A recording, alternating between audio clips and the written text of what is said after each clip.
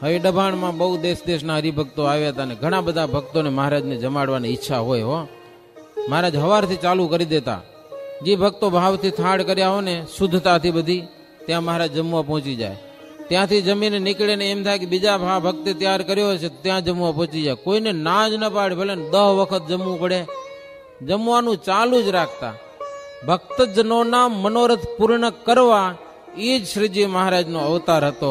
આ પૃથ્વી ઉપર અવતાર ધારણ કરવાનું પ્રયોજન જ હતું કે ભક્તજનોના મનોરથ પૂર્ણ કરવા. 15 વખત થાય તો 15 વખત મારે થાળ જમતા હો આ ડભાણમાં.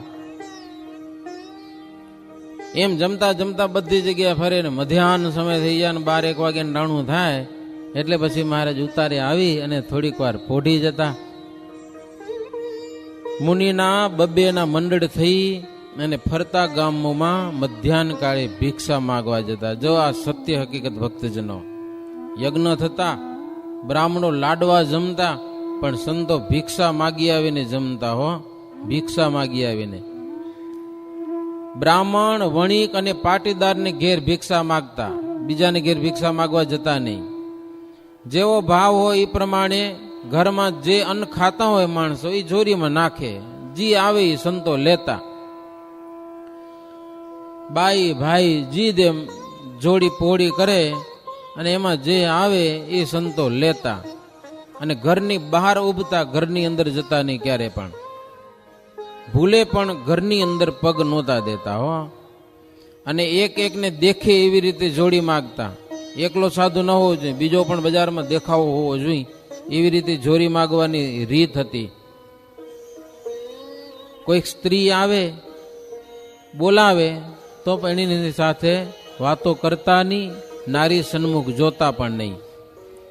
જોરીમાં નાખે એ લઈ લેતા. અને કદાચ અપવિત્ર વસ્તુ કદાચ દેવા આવે તો પહેલેથી ના પાડી દેતા કે એ અમને નહીં જોઈએ હો, લેતા નહીં. કેટલાક તો રોટલી આપતા ને કેટલાક અજાણ્યા લોટો લોટ આપે, કેટલાક તો કાચા દાણા પણ આપે, કેટલાક કાચી ભાજી, ફળ, કોઈક દાળ ભાત આપે ને શાક આપતા, કોઈક અથાણા દેતા હો જોરીમાં, કોઈક તો પાપડ જોરીમાં દે હો. આવું બધું જાત જાતનું આવતું. પણ જે આવે લેતા. એમ થાય કે હવે આપણે જમવાનું પૂરું થઈ રહેશે એટલું જોરીમાં થઈ જાય એટલે પછી આવતા રહે, બસ પછી આગળ માગવા ન જાય. મુકામે આવી બધું શુદ્ધ કરે, ભાંગીને ભેળું કરે, લોટ હો તો ભલે ને રોટલી હો તો ભલે ને પાપડ બધું ભાંગીને ભૂકો કરે. પછી થોડુંક પાણી નાખીને મેં એના ગોળા વારે હો. એમાં ક્યારેક તો શેરડી આવતી જોરીમાં, પણ એ તો ભળે નહીં બધામાં, એને અલગ કાઢી નાખવી પડે. બાકી બધું ભેગું નાખવાનું માય. અને ગોળા વારી શેરના ગોળા વારતા.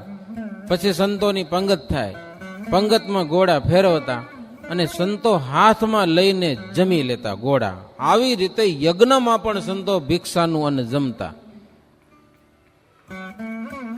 અને શ્રીહરિ દિવસની પાછલી 4 ઘડી રહે ત્યારે સંત હરિભક્તોને દર્શન દેવા અપાર શોભા ધારણ કરીને નીકળતા. ઘોડા ઉપર બેસીને હે જય જયકારનો ધ્વનિ થતો જાય, ચોપદારો છડી પુકારતા જાય, બંદૂકોના અવાજ થતા જાય.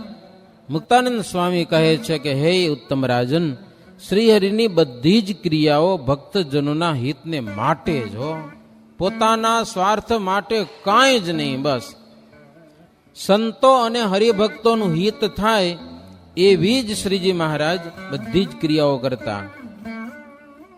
શ્રીજી મહારાજ જ્યારે જ્યારે આવે અને જાય ત્યારે અપાર લોકો મહારાજના દર્શન કરવા માટે, દેશ દેશથી ભક્તજનો આવ્યા હોય, મહારાજ ભેડા તો દોડી શકે નહીં. એ જ્યાં હોય ને ત્યાં આવીને મહારાજ દર્શન દેવા માટે દર્શન દેતા. બંને બાજુ લોકો ગોઠવાઈ જતા, પેટ ભરીને મહારાજના દર્શન કરતા. શ્રીહરિનો અશ્વ પણ એવો હતો મહારાજનો. ઘણા બધા માણસો દેખાય એટલે જાત જાતના નૃત્ય કરતો લ્યો, નૃત્ય કરતો ઘોડો હાલતો, એટલે લોકોને મહારાજના દર્શન કરવામાં બહુ મજા પડતો. જેને જોઈને પૂરજનો તૃપ્ત જ થતા નહીં. શ્રીહરિ નિત્ય સાંજ વખતે પૂર્વ દ્વારે આવતા. ત્યાંથી ઉત્તર બાજુ સભાની જગ્યા હતી. આંબલીના વૃક્ષમાં સુંદર હિંડોળો બાંધ્યો હતો. સરોવરને ફરીને શ્રીહરિ આવતા ને હિંડોળા ઉપર બેસતા હો, ઝૂલતા. ત્યાં પણ હજારો માણસો હોય, જ્યાં જાય ત્યાં મહારાજ માણસો ગોઠવેલા જ હોય. સંત અને બ્રહ્મચારીઓની ત્યાં મોટી સભા થતી. શ્રીહરિ હિંડોળા ઉપર આવીને બેઠા ત્યારે સંતોની સભા થઈ.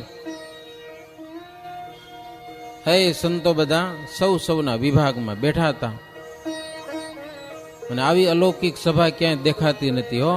ધર્મનો પરિવાર જેને પ્રત્યક્ષ હોય, અધર્મ પરિવારનું મૂળ તો રાત દિવસ સંત હરિભક્તો અને શ્રીહરિ છેદતા જ રહેતા. અધર્મ જોઈએ જ નહીં આપણામાં.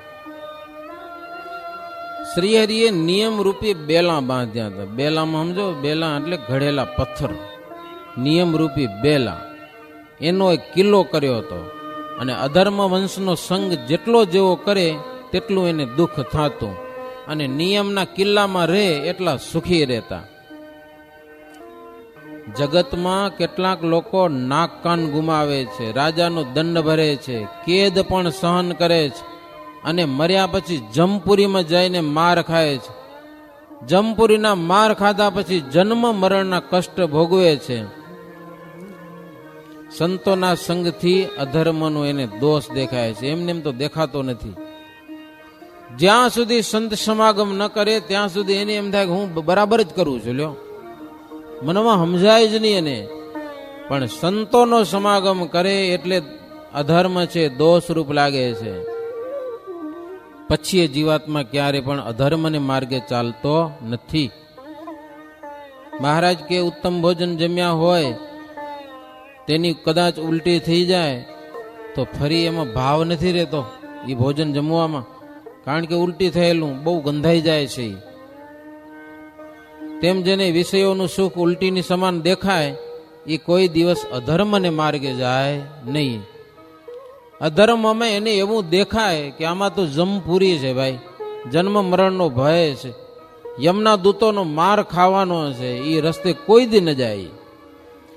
ધર્મમાં પ્રીતિ વધારવા માટે શ્રીહરિ વારે વારે ઉત્સવ અને સમૈયા કરતા હતા. ઉત્સવ સમૈયા શા માટે?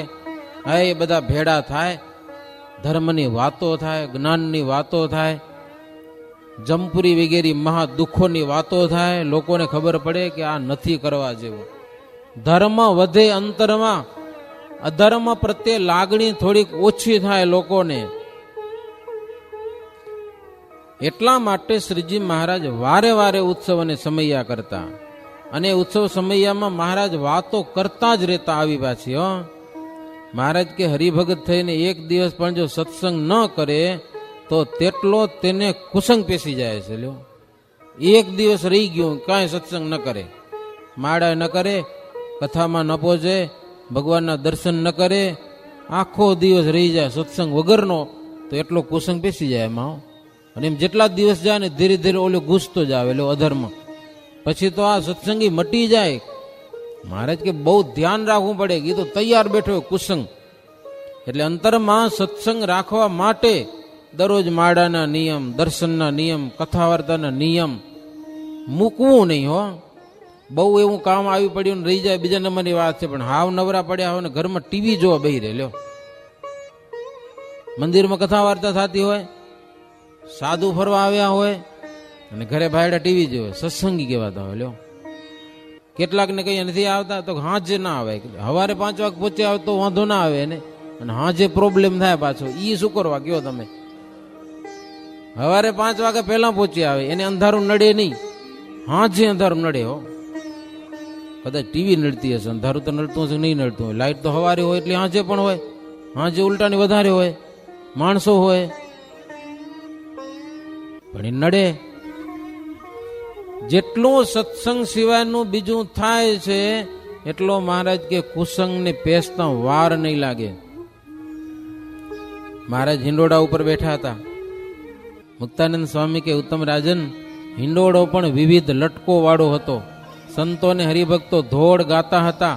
હે એમ કીર્તનો ગવાતા હોય, સંગીત વાગતું હોય અને બ્રહ્મલોકનો આનંદ છાઈ રહ્યો હોય એવું દિવ્ય વાતાવરણ હતું. એમાં ભુજનગરના ગંગારામ મલ એ બધા 8 મલ્લો આવ્યા હો, ઉત્સવ કરવા માટે આવ્યા હતા. દિવસ 2 ઘડી રહ્યો હતો.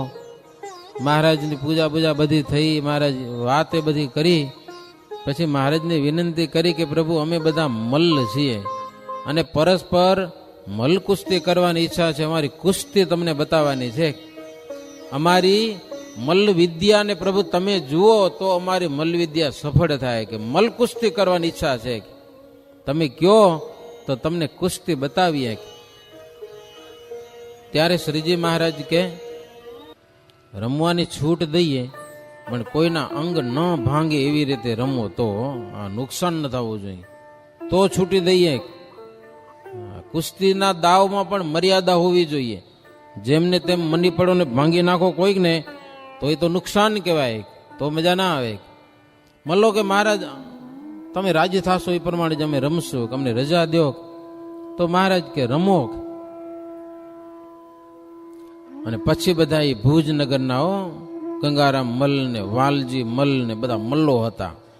8 જણા હતા. 8 જણા સિંહ અને વાઘ જેવા છટાથી શોભતા હતા. હે સભામાં કેટલાક પાટીદારો પણ બેઠા હતા. આમ માર્ગ કરાવ્યો, થોડો કુસ્તી રમવાની જગ્યા બધી કરાવી છે. અને પાટીદારો પણ સમજે પાછા આ લોકોને કુસ્તી કરવી છે, એટલે રેતી હોય તો ઠીક પડે. રેતી પાથરી દીધી ફટોફટ, સરસ મજાની રેતી. જેમને તેમ આમ તો મહારાજને જ રાજી કરવાના.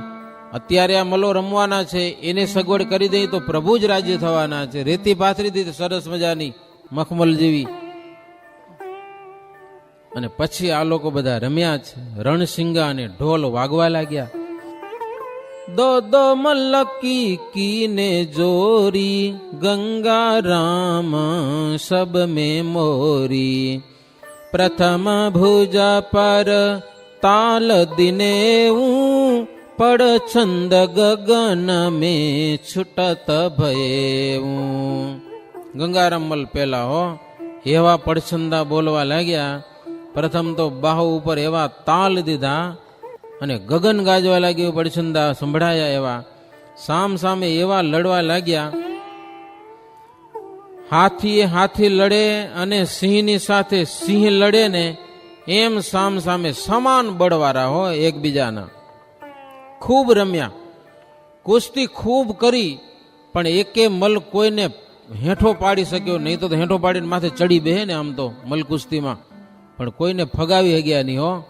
કુસ્તી ખૂબ કરી, દોડી દોડીને ભટકાય ભલે, પણ એકે પડ્યો નહીં હેઠો. એવી કુસ્તીના દાવ જોઈને મહારાજ બહુ રાજી થઈ ગયા. મહારાજ કે સરસ રમ્યા તમે. મોજ આપી મહારાજ મલ્લોને. પોતાના કુંડળ ને કડા ને સોનાના આભૂષણ વસ્ત્ર 8 મલને પ્રસાદી તરીકે થોડું થોડું આપ્યું બધાને. પછી તો મલ્લો જેટલા દિવસ આ યજ્ઞમાં રહ્યા ને મહારાજ પાકા સીધા અપાવ્યા, એવા રાજી થઈ ગયા. પછી જાતા હતા ને ભુજ, તો જ્યાં સુધી ભુજ પહોંચે ત્યાં સુધી મહારાજ ભાતાની ખર્ચી એને બંધાવેલ છે. મલ્લ રમી લયા, સાંજનો સમય થયો, અપાર મસાલો થઈ.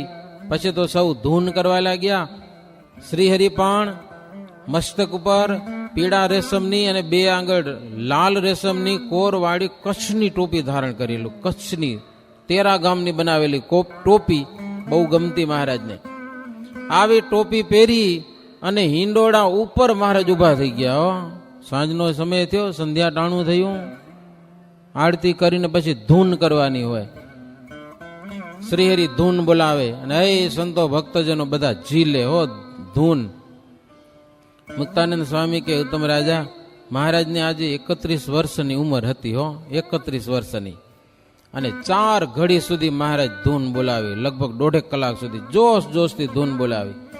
અરે ધૂનમાં પણ એવો રસ જામતો, રાસ રમતા હોય ને રસ જામે ને એના કરતા વધારે ધૂનમાં રસ જામતો. મહારાજ પોતે બોલાવતા હોય તાલી વગાડી વગાડીને. ધૂન બોલવાના રસથી કોઈ તૃપ્ત થતા નતા હોય, જાણે ધૂન આખી રાત બોલ્યા કરીએ. આળસ અને પ્રમાદ તો કોઈને થતા જ નહીં. એવો રંગ જામતો.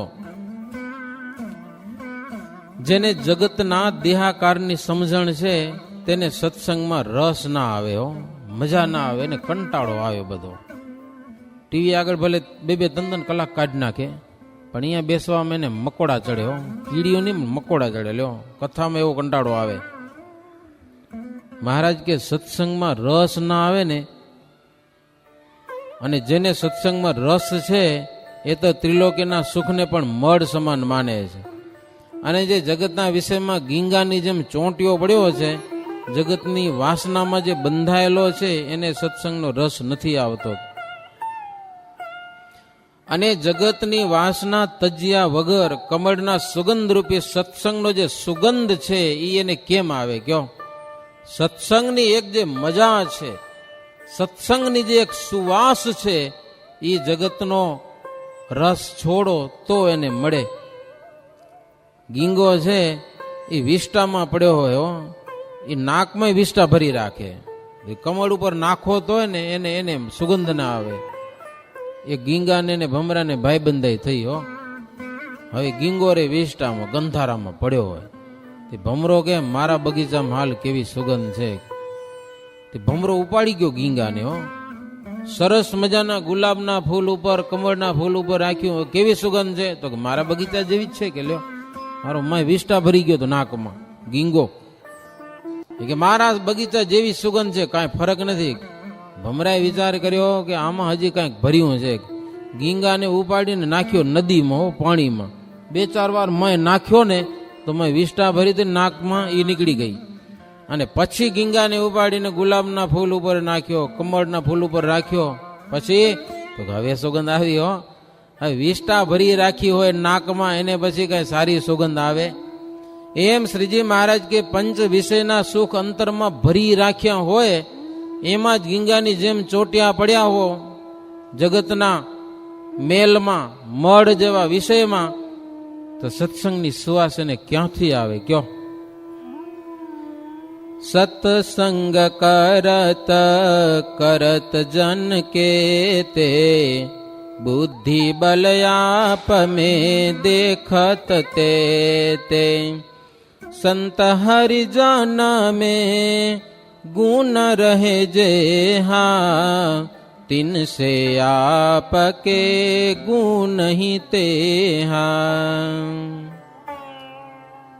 એક મોટું નુકસાન સત્સંગ કરવામાં.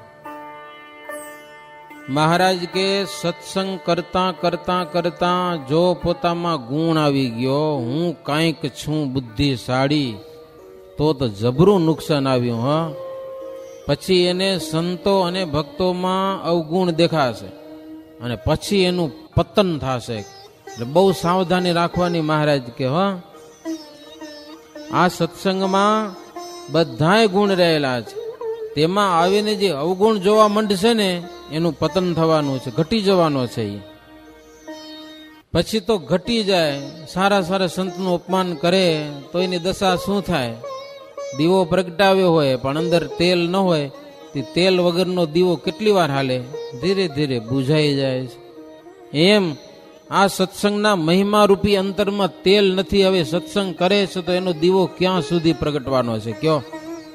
સત્સંગમાં ભાવ છે, સંતો હરિભક્તોનો મહિમા રૂપી તેલ તો છે નહીં. મહારાજ કે ઓલાઈ જશે હો, ઓલાઈ. બહુ નુકસાન જશે જો આ સત્સંગનો અવગુણ અભાવ આવ્યો તો. મહારાજ કે જય વિજય કેવા હતા? સનકાદિકોનો ભાવ આવ્યો, રાક્ષસ થવું પડ્યું. રાધાજી કેવા હતા? સીદામાનો થોડોક અભાવ આવ્યો તો આહિરના ઘરે જન્મ લેવો પડ્યો. ધામમાંથી કોઈ પડવાની સિસ્ટમ નથી મહારાજ કે, છતાં એ પડ્યા. શ્રીદામાને પણ રાધાજીનો ભાવ આવ્યો તો એની શું દશા થઈ? શંખચૂડ નામે દૈત્ય થવું પડ્યું. માટે સંત હરિભક્તોએ સત્સંગમાં એવા આમ દાસના દાસ થઈને વર્તવું. દાસના દાસ થઈને વળી જે રહે સત્સંગમાં, ભક્તિ ભલી માનીસ રાચીસ તેના રંગમાં. મહારાજ કે દાસના દાસ થઈને વર્તવું હો. અને દાસના દાસ થઈને રહે છે એ જ હવું કરતા મોટા છે. બાકી પોતાના મનમાં મોટાઈ માને કે મારા જેવો કોઈ નહીં, એ મોટાઈ બધી જૂઠી છે. સાચી મોટાઈ તો કહ્યા વિના પણ ગુણે કરીને દેખાઈ આવે છે. એમાં ગુણ કેવા છે એ મોટાઈ છે. સારા ગુણો, જેમાં સારા ગુણો છે એ એની મોટાઈ છે. સદગુણ રૂપી મોટાઈ શોભે છે. જેમાં દુર્ગુણ છે એની મોટાઈ બધી જૂઠી છે.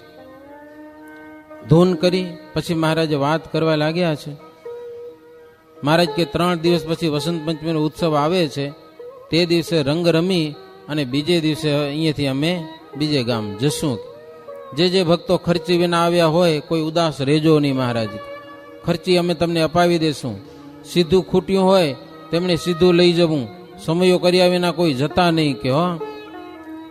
અને ત્યાં સુધી આ સંતો ઘણા બધા છે, જો સંતોની વાતો સાંભળો, સંત સમાગમ કરો. મહારાજ કે અહીંયા હાવ નિવૃત્તિ છે, ઘરે જાશો એટલે પ્રવૃત્તિ લાગશે પાછી. હરિભક્તોને કે ઘરે જવાની ઉતાવળ ન કરો, રોટલા ખોટી પડ્યા તો અમને કેજો, અમે દેશું જે જોઈએ તે, પૈસા હોત દેશું. મહારાજ કે હો, દુર્લભ એવો સંત સમાગમ કરી લેવો. મહારાજ કે ઈ કરો અહીંયા કને. મહારાજ કે કેટલાક સત્સંગમાં પોતાને પાકા સત્સંગી સમજી લે, અમારે જેવા કોઈ પાકા નહીં કે હો. એમ મહારાજ કે બહુ પાકા સમજવા જશો ને તો પછી પડવાનો ભય લાગશે. નારિયેલ પાકે પડી જાય, પપૈયું પાકી જાય ને ઝાડમાં તો એ પડી જાય, અને પડે એની શું દશા થાય, વિખાઈ જાય જેમને તેમ. એટલે પોતાને પાકા છીએ એવા માનવાની કોઈ દિવસ કોશિશ કરવી નહીં. મહારાજ કે બાકી તો કેવા સત્સંગી છીએ એ અખતરો કરવો હોય તો રાત્રે સ્વપ્ન કેવા આવે છે એ જોતા રહેવું. સત્સંગી છીએ તો સ્વપ્નમાં ક્યારેક ભગવાન દેખાય છે, સંતો દેખાય છે, હરિભક્તોના દર્શન થાય છે સ્વપ્નમાં, ઉત્સવ સમયાના દર્શન થાય છે. એ થાતા હો તો માનવું કે કાંઈક સત્સંગી છે. સ્વપ્નમાં સત્સંગના ના આપતા હોય ત્યારે માનવું કે હજી ઘણું બધું કાચું છે. હો, કોશિશ કરવી સ્વપ્નમાં પણ ભગવાનના કે સંતના કે ભક્તોના દર્શન કેમ થાય. એમ શ્રીજી મહારાજ કે સ્વપ્નમાં પણ જો સાધુના દર્શન થાય કે સત્સંગીના કે ભગવાનના દર્શન થાય ને તો એ સત્સંગ પ્રમાણભૂત ગણાય, અને એ દર્શન ન થાય તો થોડું કાચું તો કહેવાય. એના કરતા આકરી વાત મહારાજ કરે. હો, છેલ્લે મહારાજ કે સત્સંગ કરીને જેને અભાવ આવશે ને આ સત્સંગમાં એને પાપ લાગશે બહુ, અને પાપ થકી ભૂત કે બ્રહ્મ રાક્ષસ થવું પડશે. હા, ધ્યાન રાખજો બહુ. અમે વારે વારે મહારાજ કે કહીએ છીએ સત્સંગનો ભાવ ન લેજો, ન લેજો, ન લેજો. બ્રહ્મ રાક્ષસ થાશો, મરીને હેરાન થઈ જાશો. કે હો, આ સત્સંગનો કે સાધુનો કે સત્સંગનો જો અભાવ લીધો તો. ત્યાં તો સભામાં દયારામ બ્રાહ્મણ વચમાં બોલ્યા. હો મહારાજ મને એક વાત કરવી કે હો. મહારાજ કે શું? દયારામ વિપ્ર મહારાજ કે મહારાજ તમે કહો છો ને બિલકુલ સત્ય છે. હું કાશીમાં ભણવા ગયો હતો, 2 વર્ષ સુધી કાશીમાં રહ્યો, વ્યાકરણ ભણવા રહ્યો હતો. પણ એક દિવસ રાતના 12 વાગે એક શબ્દ કરતો કરતો બ્રહ્મરાક્ષસ પંડિતના વેશમાં મારી પાસે આવ્યો. હો, મકાનના દરવાજા બંધ, તાળા બધું બંધ, મારી પાસે આવ્યો અને મને કે તમે અશુદ્ધ ઉચ્ચાર કરો છો લ્યો વ્યાકરણના સૂત્રોનો. પછી મને શીખવાડે, હારો શુદ્ધ ઉચ્ચાર શીખવાડે લ્યો. રાતના 12 વાગે આવીને દરરોજ મને ભણાવવા માંડે. હું ભણતો હતો પછી એની પાસેથી, મને ખબર નહીં. મને એમ કે કોઈક મહાપંડિત છે ને મને ભણાવવા આવે છે ને હેતથી હું હશે આવે છે. હું ભણતો હતો. પછી એક બારે મકાનનું રક્ષણ કરનારો એક બ્રહ્મચારી હતો. 5 દિવસ તો આમને એમ હાલ્યું. એ બ્રહ્મચારીએ મને પૂછ્યું કે ભાઈ રાતના અવાજ આવે તારા ઓરડામાંથી શું છે? ત્યારે મેં કીધું કે મને કોઈક પંડિત ભણાવવા આવે છે અને શુદ્ધ ઉચ્ચારણ મને ભણાવે છે, શુદ્ધ ઉચ્ચાર કરવાનું. પણ દિવસે ક્યાં દેખાતું નથી. સારું ક્યાં જાય ખબર નહીં. હો, દિવસે ગમે ત્યાં તપાસ કરી પણ ક્યાંય દેખાય નહીં. ત્યારે ઓલ્યો બ્રહ્મચારી કે કોઈ પંડિત નથી, મરીને બ્રહ્મ રાક્ષસ થયો છે. બ્રહ્મ રાક્ષસ આવે છે, ધ્યાન રાખજે ક્યાંક ભરખી ન જાય ક્યાંક. લે, બ્રહ્મ રાક્ષસ આવે છે. હું દરવાજે તાળું દઈ દઉં તો પંડિત કોણ આવે કે? ક્યાંથી આવે પંડિત કે?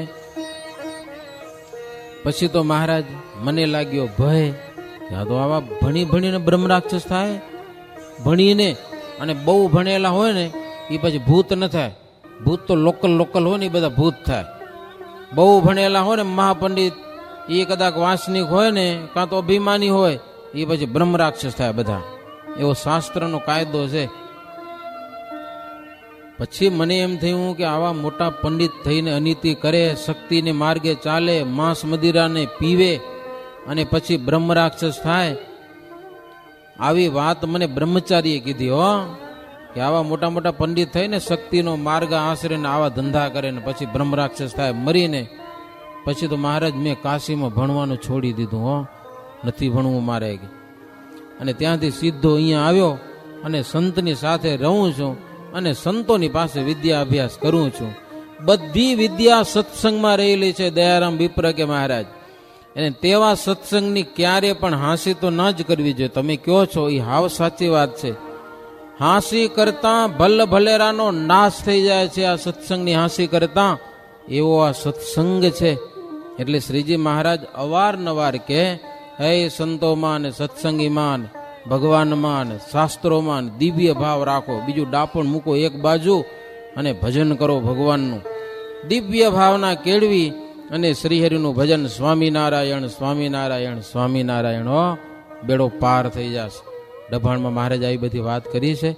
બરાબર 20મા તરંગને અંતે હરિનામની સાથે કથાને વિરામ. સહજાનંદ સ્વામી મહારાજની જય.